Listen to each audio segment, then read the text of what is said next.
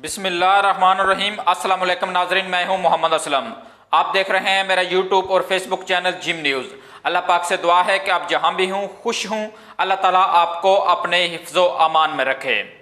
आज हम बात करेंगे DGISI की तकर्री।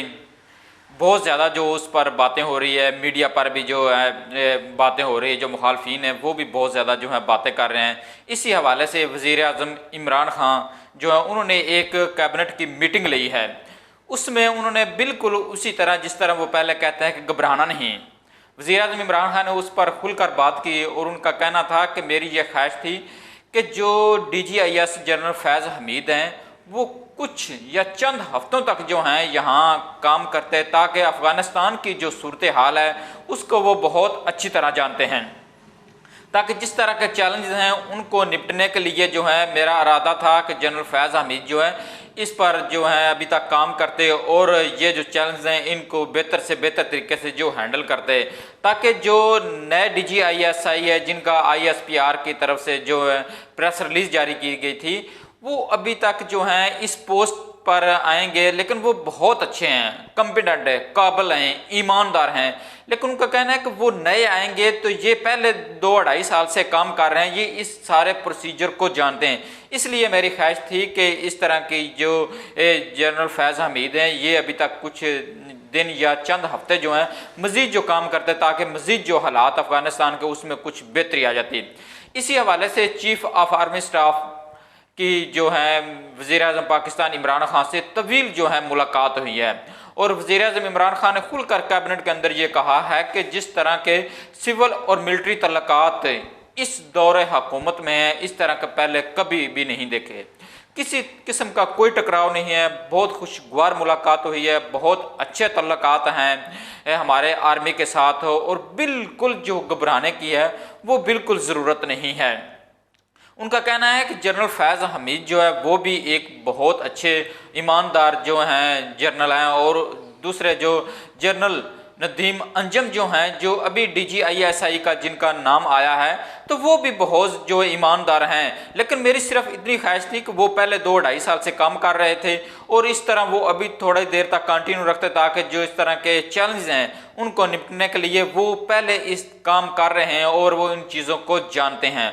और दूसरी तरफ उन्होंने कहा कि सिविल मिलिट्री तल्लुकात जो है बहुत अच्छे हैं, किसी किस्म का कोई बहाम नहीं है, किसी किस्म का कोई टकराव नहीं है, मज़ीद जो है बेहतर से बेहतर होते जा रहे हैं। तो मुखालफिन उनका कहना है कि जिस तरह टीवी पर बातें कर रहे हैं और ये कह रहे हैं कि ये इनको कुछ नहीं मिलेगा, ये सिर्फ इसी तरह ही बातें करते रहेंगे। दूसरा मैं आपको ये बताता हूँ कि ISI के सरबराह को मुकर्रर करने का तरीक़ाकार क्या होता है। दफ़ाई तज्ज़ियाकारों के मुताबिक जो है पाकिस्तान के सबसे अहम खुफिया अदारे ISI के सरबराह को तैनात करना वज़ीर आज़म की सवाबदीद है, क्योंकि ISI एक वफाकी इदारा है और वजारत दफ़ा के मातहत काम करता है। फ़ौजी सरबराह की जानब से कोई 3 नाम उनको भेजे जाते हैं, जिनसे एक नाम वो होता है जिस पर वज़ीर आज़म जो है उसकी मंजूरी देता है और उसके बाद वो जो है DGISI जो है तैनात हो जाता है। अब इसमें एक सवाल पैदा हो रहा है कि अगर जिस तरह की बातें मीडिया में हो रही है और जिस तरह के तबसरे तज्ज़िये आ रहे हैं कि ISPR ने प्रेस रिलीज़ भी जारी कर दी, लेकिन अभी तक नोटिफिकेशन जारी नहीं हुआ।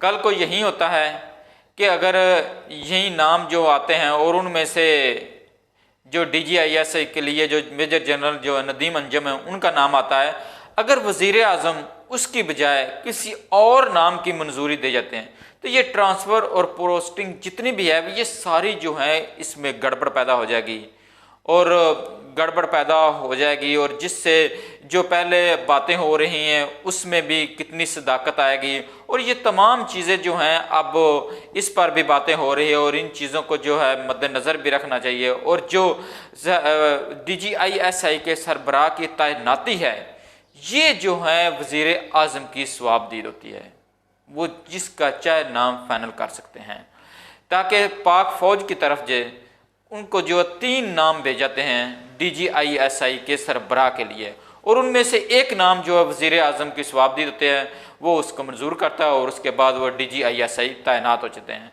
अभी तक तो नोटिफिकेशन जारी नहीं हुआ, उम्मीद है कि जल्द जो है नोटिफिकेशन भी जारी हो जाएगी। DGISI कितना ताकतवर ओहदा है। ISI सियासी और अस्करी दोनों सतह पर काम करती है और अपना इनपुट देती है। ISI के साबिक DG लेफ्टिनेंट जनरल रिटायर काजी जवेद अशरफ के मुताबिक ISI का डायरेक्टर जनरल अपने इदारे की हद तक बहुत ताकतवर है, उसके पास बहुत ज़्यादा ताकत होती है। DGISI अपने इदारे के अंदर लोगों को रख सकता है, निकाल सकता है, वापस फौज में भेज सकता है, पोस्ट आउट कर सकता है। लेकिन जहां तक अदारे से बाहर का तल्लक है तो ISI के सरबराह की ताकत का इन्हिसार उनके वजीर आज़म और आर्मी चीफ के साथ तल्लक पर होता है। इनके मुताबिक वजीर आज़म उन्हीं ओहदे से हटा सकते हैं और फौज के अंदर ताकतवर तो फौज का सरबराह ही होता है। लेकिन इसमें बहुत ज़्यादा जो चीज़ें हैं वो खुलकर सामने आई हैं। DGISI का जो ओहदा है वो बहुत ज़्यादा ताकतवर होता है, फौज के अंदर उसकी बहुत ज़्यादा अहमियत है, बहुत ज़्यादा ये ताकतवर है। जहाँ इसकी मर्जी करे, जिस बंदे को इसकी मर्जी करे उसको निकाल सकता है, उसको रख सकता है, उसको वापस जो फौज में भेज सकता है, उसकी पोस्ट आउट कर सकता है। इसका मतलब ये हुआ कि फौज के अंदर इसकी बहुत ज़्यादा ताकत है और जिस मर्जी बंदे को चाहे ये निकाल सकता है, रख सकते हैं। लेकिन अगर बाहर की ताकत का इसका अंदाज़ा लगाना हो तो इसके चीफ ऑफ आर्मी स्टाफ के साथ तल्लुकात कैसे हैं, वज़ीर आज़म के साथ इसके तल्लुकात कैसे हैं। जितने तल्लुकात इनके ज़्यादा अच्छे होंगे DGISI के सरबराह के, उतने ही वो ज़्यादा ताकतवर होगा। लेकिन जो शकूक शबात जन्म ले रहे थे नोटिफिकेशन के बारे में, वो काफ़ी हद तक अब जो हैं वो क्लोज़ होते जा रहे हैं, वो कम होते जा रहे हैं। हमें इस बात की बहुत ज़्यादा खुशी है कि ये जो तैनाती है ये बिल्कुल अपने प्रोसीजर के मुताबिक और कानून के मुताबिक हो जाएं, ताकि किसी किस्म के शकूक शुबात ना हों।